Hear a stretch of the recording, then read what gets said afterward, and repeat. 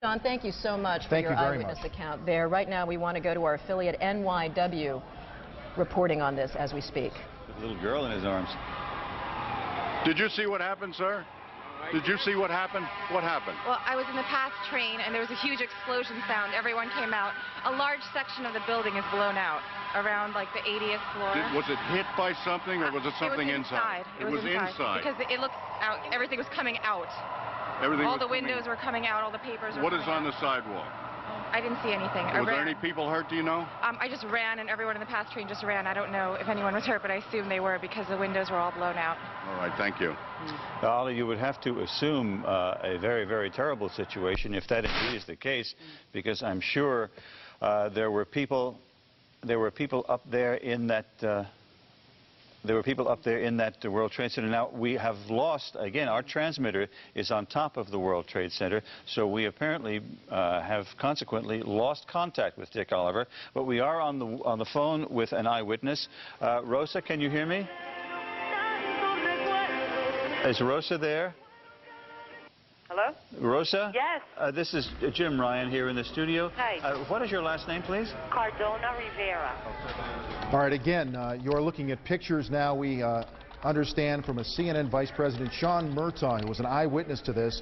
We believe a commercial jet has crashed into one of the towers of the World Trade Center, and you can see the smoke billowing out there, flames billowing out there, and a commercial jet crashing into one of these towers. At this point, we do not have official injury updates to bring you. We are only now beginning to put together the pieces of this horrible incident. Right, just a few seconds ago, we were tuning in to one of our affiliates in New York, WNYW. Right now, we want to go to an eyewitness on the telephone right now. Jean, what can you tell us about what you saw? I can tell you that I was watching TV, and there was this sonic boom, and the TV went out, and I thought maybe that the Concorde was back in service, because I've heard about those sonic booms, and I got up to my window. I live in Battery Park City, right next to the Twin Towers, and I looked up, and the side of the World Trade Center exploded right when I looked up, and at that point, debris started falling. I couldn't believe what I was watching. Can you hear anything from your position right now? Ambulances, sirens? Absolutely, positively. There are crowds of people downstairs in Battery Park City. Everybody's come out from the buildings. This is the financial area in Manhattan, and there's a lot of fire engines. I can see them from my window.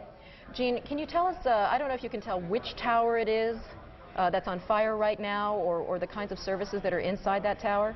I can't tell what's inside. It's the northern tower versus the southern tower, and it seems to be on all sides of the building. From what I can tell, the west side, the south side, and it looks like smoke's coming from the east side as well. Gee, can you see any of the debris currently on the ground area? Absolutely. I mean, it's continuing to kind of flutter down like leaflets, and at first there was just tons of debris, and it continues to fall out, and it looks like these uppermost floors are definitely on fire. Can you see any actual people in that area who may have been hit by any of this debris, or were not able to get out of the way? Can you see any crowds that may be too close to where they should be? Anything like that? No, I don't think so, and it's not a highly trafficked area at the base of the World Trade Center, so that's one fortunate thing. Jean, right now we're continuing to look at pictures of this devastating scene. According to Sean Murtaugh, Vice President of Finance, he witnessed what he described as a twin-engine plane, possibly a 737. He was almost absolutely sure that it was a large passenger jet that went into that plane. Jean, you're saying that you didn't see anything initially. You didn't see a plane actually approach the building. I had no idea it was a plane. I just saw the entire top part of the World Trade Center explode. So I turned on the TV when I heard they said it was a plane. It was really strange. Were you there living in New York during the World Trade Center bombing?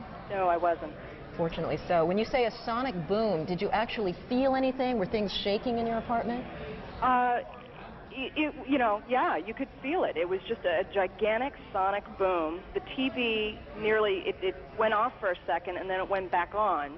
And the windows, you felt the vibrations on the windows. You were saying it's not a high traffic area usually, but can you guesstimate how many people may be in an area like that at this hour of the morning?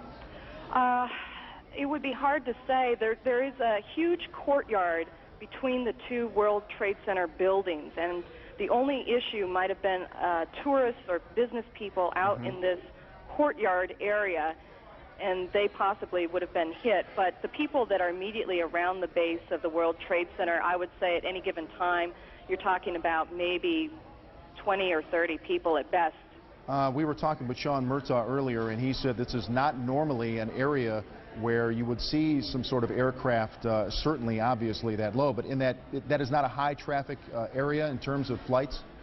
I don't know about flights. You know, I have a balcony down here in Battery Park City, and they have that needle sticking out of the top of the World Trade Center, and I've always wondered, you know, if anyone would kind of get too close to the building, you know, and accidentally veer into it. Gene, tell us a little bit about that area and how emergency crews would be able to access that area. Would that be relatively